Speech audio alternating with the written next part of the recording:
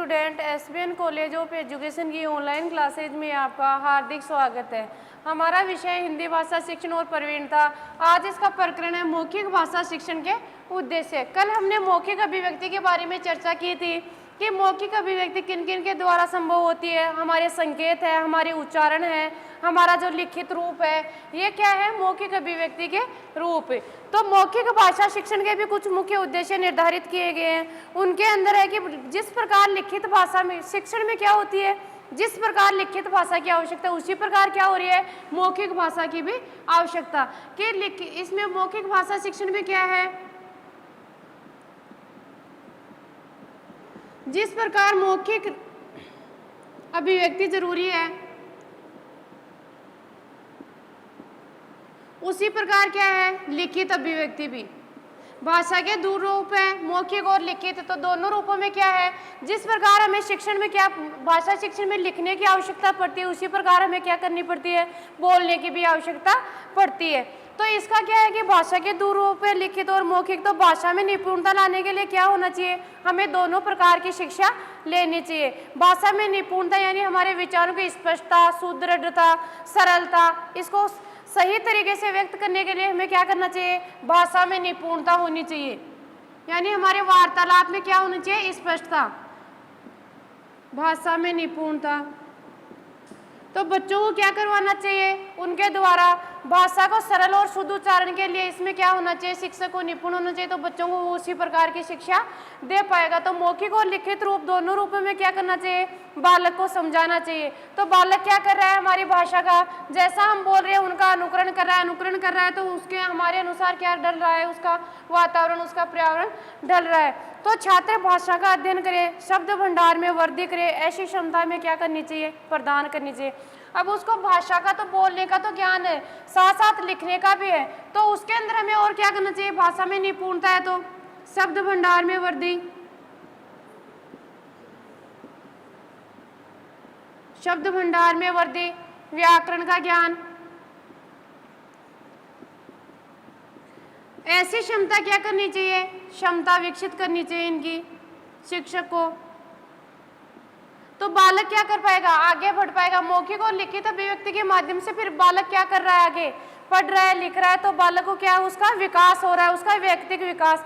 अब इन चीजों में अगर निपुण होएगा, उसे शब्द भंडार की वृद्धि रहेगी, व्याकरण का ज्ञान रहेगा, तो बालक का व्यक्तित्व कैसा होना चाहिए, प्रभावशाली।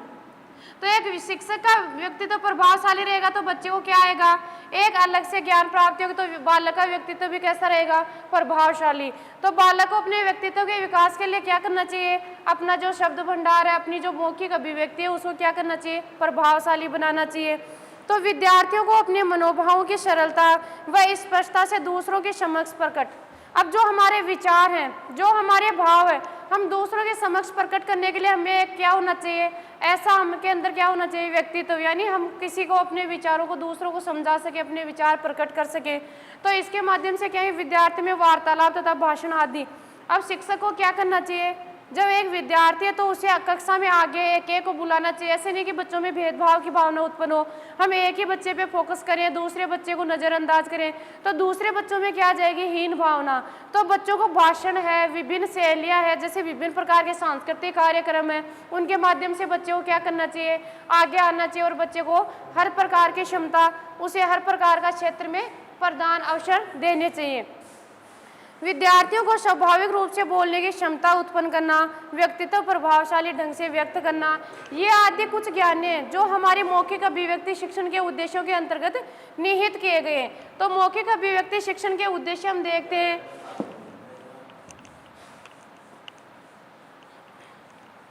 बालक में निपुणता लाने के लिए पहली है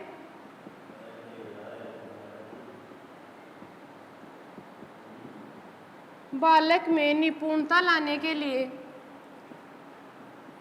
मौखिक और लिखित रूप दोनों का क्या करना चाहिए, सहारा लेना चाहिए। मौखिक व लिखित रूप, जो हमारी मौखिक और लिखित अभिव्यक्ति दोनों का सहारा लेना चाहिए।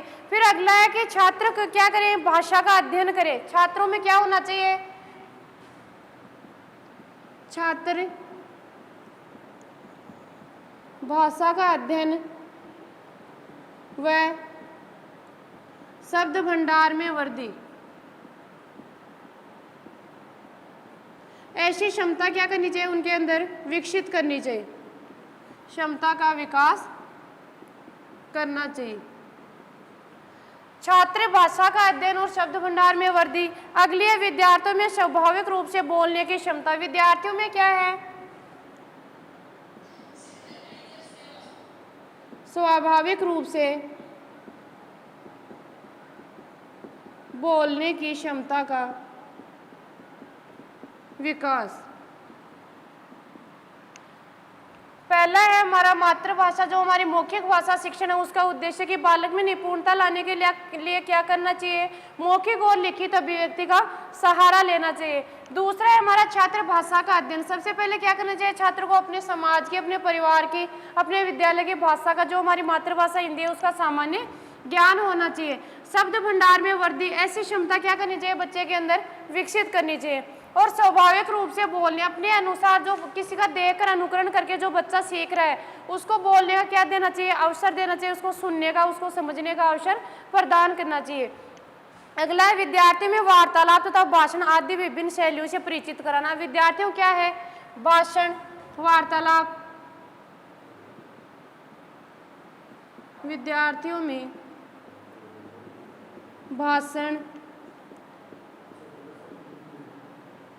वार्तालाप आदि विभिन्न शैलियों से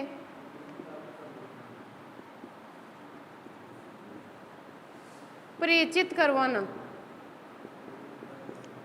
ये हमारा चौथा कि विद्यार्थियों में क्या करना चाहिए? भाषण, वार्तालाप आदि के माध्यम से क्या करना चाहिए? विभिन्न शैलियों का विकास करना चाहिए। अगला है विद्यार्थियों को अपने मनोभावों को सरलता व स्पष्टता। विद्यार्थियों को क्या करना चाहिए? अपने मनोभावों को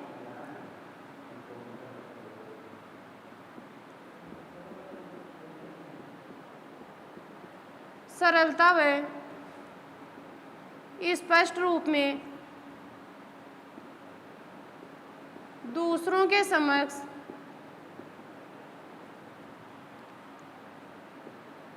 व्यक्त करने के अवसर प्रदान करने चाहिए। अवसर प्रदान करने चाहिए। अब अगला है हमारा सुनकर समझना। अब मौखिक अभिव्यक्ति के तो ये मौखिक भाषा के तो शिक्षण के उद्देश्य होंगे विद्यार्थियों में अपने बोलने की क्षमता, भाषण, वार्तालाप आदि विभिन्न शैलियां। अब देखते हैं कि मौखिक अभिव्यक्ति के द्वारा हम मौखिक अभिव्यक्ति आ कहाँ से रहे? तो इसमें हमारा पहला कौशल कौन सा आ जाएंगे? जैसे भाषा शिक्षण के 4 कौशल निर्धारित किए हैं। पहला है उसमें हमारा सुनना। भाषा शिक्षण के 4 कौशल हैं।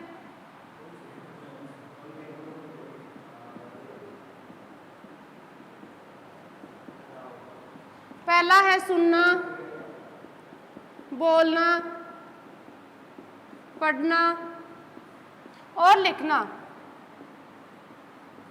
अब मौखिक भाषा शिक्षण के उद्देश्य के बाद में हम देखते हैं पहला हमारा सुनना कौशल, जो श्रवण कौशल है, उसके बारे में हम अध्ययन करेंगे। तो सुनना कौशल हो गया हमारा, पहला है सुनकर समझना।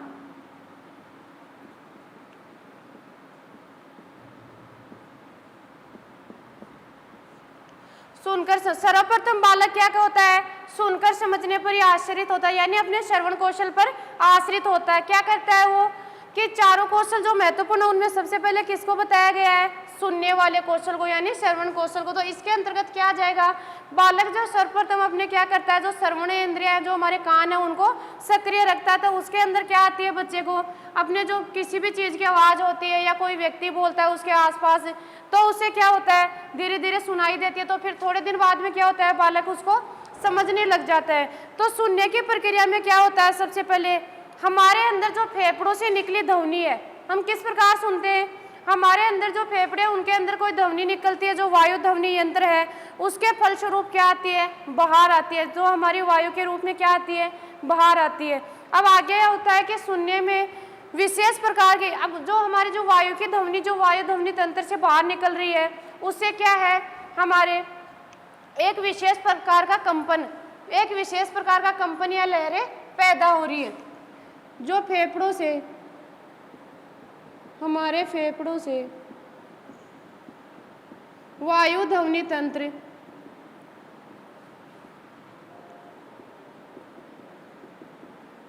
बाहर निकलता है तो उससे क्या हो रहा है कि विशेष प्रकार की कंपन लहरें इसके द्वारा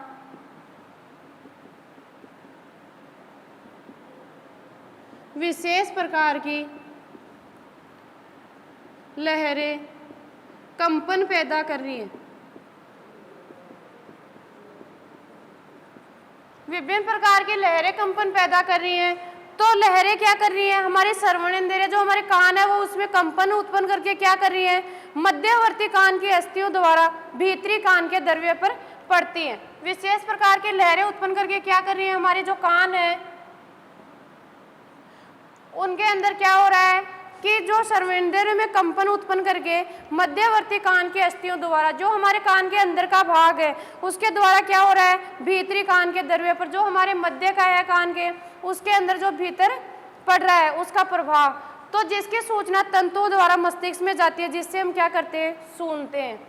अब कान के द्वारा जो कान का मध्यवर्ती भाग है तो उसके से अंदर जा रही है, फिर इसका प्रभाव कान द्वारा किसके ऊपर पड़ रहा है, मस्तिष्क पर। अब मस्तिष्क के द्वारा हमें क्या हो रहा है, सुनाई दे रहा है। मस्तिष्क के द्वारा हम क्या कर रहे हैं, सुन रहे हैं। शिक्षा शब्दकोश के अनुसार अब हम देखते हैं सुनकर श्रवण कौशल की परिभाषा शिक्षा शब्दकोश के अनुसार। शिक्षा शब्दकोश के अनुसार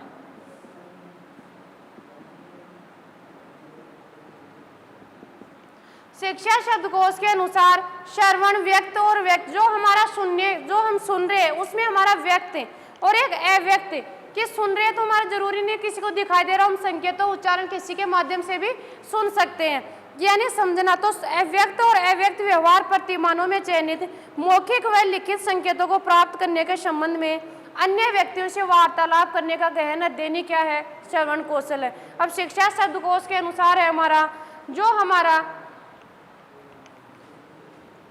भाषा में व्यक्त अथवा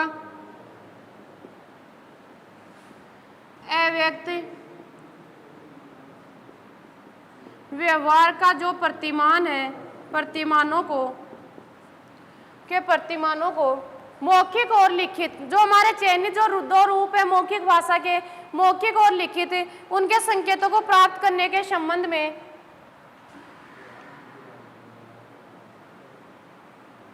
मौखिक लिखित संकेतों को प्राप्त करने के लिए अन्य व्यक्तियों से वार्तालाप कर प्राप्त करने के संबंध में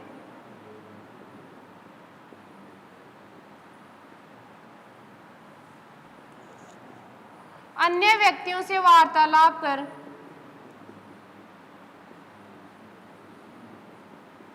गहन अध्ययन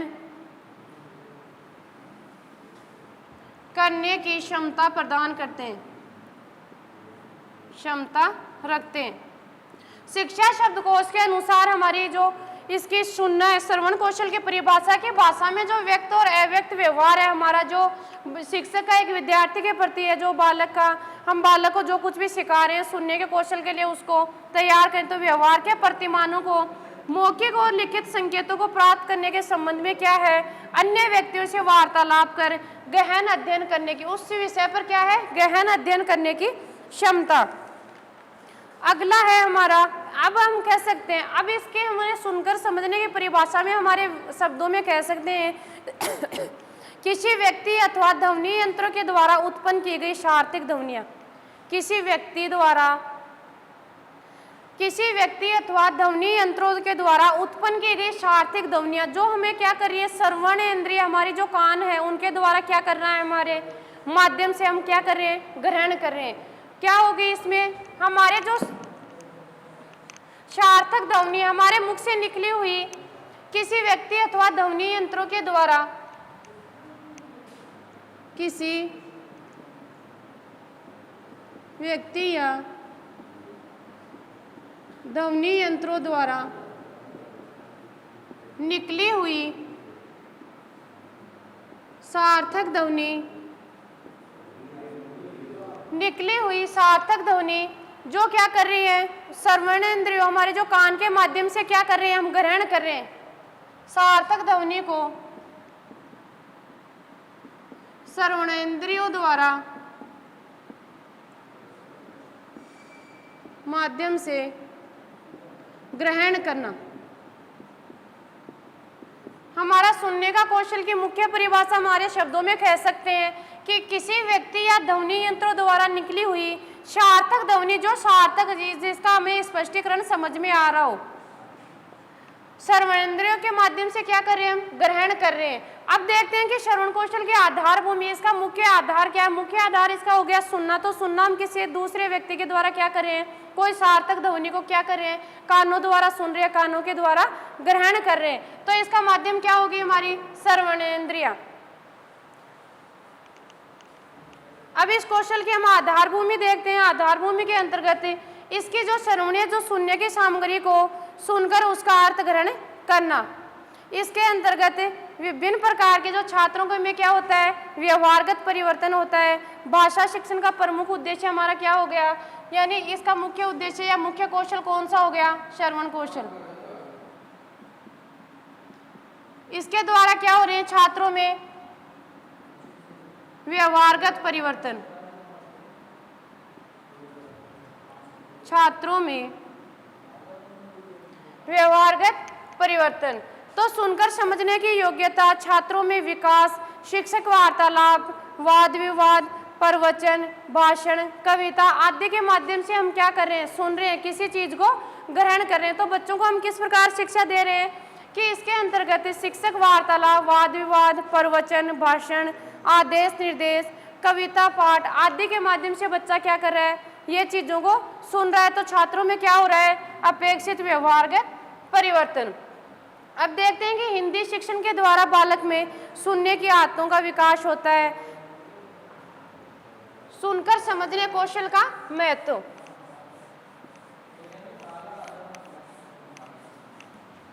इसका महत्व क्या है, जो हमारा सुनने का कौशल है, इसका महत्व कि इसमें क्या हो रहा है कि एक हिंदी शिक्षक होता है, उसके द्वारा बालकों में क्या होना चाहिए, सुनने की आदतों का विकास हम किस प्रकार कर सकते हैं।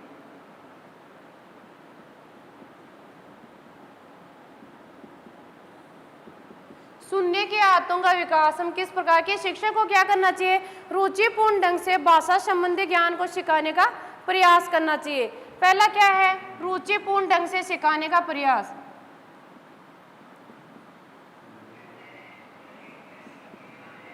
रुचिपूर्ण ढंग से सिखाने का प्रयास। बालकों को क्या करना चाहिए, हमें हिंदी भाषा शिक्षण में मौखिक अभिव्यक्ति के माध्यम से क्या करना चाहिए, रुचिपूर्ण ढंग से भाषा संबंधी ज्ञान को सिखाने का प्रयास करना चाहिए।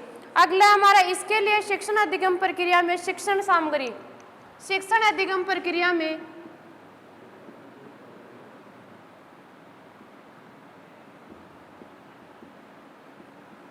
शिक्षण अधिगम प्रक्रिया में अधिगम सामग्री का प्रयोग अनिवार्य।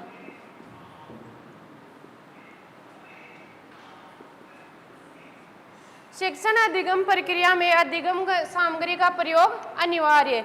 इसके लिए हमें क्या करना चाहिए, कक्षा कक्ष में बालक को क्या करना चाहिए, कक्षा कक्ष में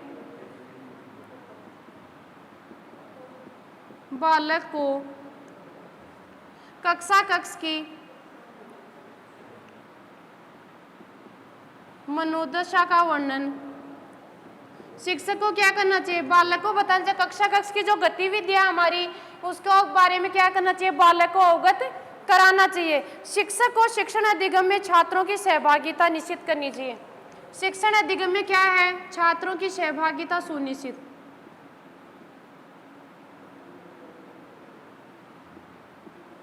शिक्षण अधिगम में छात्रों की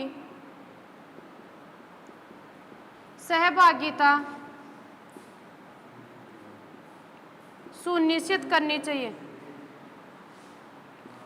शिक्षक को क्या करना चाहिए, शिक्षण अधिगम में क्या करना चाहिए, छात्रों की सहभागिता, यानी अकेला शिक्षक शिक्षण करवाएगा तो उसमें क्या हो जाएगा, बच्चे निष्क्रिय हो जाएंगे।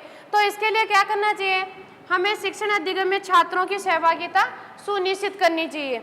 शिक्षक को नवीन शिक्षण विधियों, अब नवीन शिक्षण विधियों में क्या हो जाएंगे, छात्रों को रुचिपूर्ण ढंग से पढ़ाना चाहिए, बच्चों को ऐसे कार्य या ऐसे जो विषय बताने चाहिए जिसके बारे में क्या हो, रुचिपूर्ण भाषा का प्रयोग, रुचिपूर्ण भाषा का प्रयोग, रुचिपूर्ण भाषा का प्रयोग। अगला हमारा लास्ट इसमें बाल गीतों, सरल कविताओं के उचित लय, आवाज के उतार चढ़ाव, हाव भाव, शुद्ध उच्चारण के साथ साथ कक्षा में क्या करना चाहिए, 2-3 बार सुनाना चाहिए, जिससे बच्चे में क्या आएगी, उसका मानसिक विकास अच्छा होगा या बच्चे में रुचि आएगी। तो किसके माध्यम से, वो हमारी कविताएं हैं, सरल नाटक हैं, हमारे हाव भाव है, बोली का उच्चारण है, शुद्धता है, स्पष्टता है, आदि के माध्यम से क्या करना चाहिए, बच्चे में रुचिपूर्ण ढंग से क्या करवाना चाहिए, शिक्षण करवाना चाहिए। ये हो गए हमारे श्रवण कौशल के आधार भूमि के अंतर्गत एक शिक्षक द्वारा बच्चे के शिक्षण विकास किस प्रकार संभव है। अगले अध्याय में पढ़ेंगे हम मातृभाषा शिक्षण, जो हमारा सुनकर समझना कौशल था। अब आगे आएंगे हमारे मौखिक अभिव्यक्ति का सैद्धांतिक पक्ष। दूसरा हमारा कौशल है मौखिक, जो सुनना या बोलना, उसके बारे में अगले अध्याय में हम अध्ययन करेंगे। Thank you.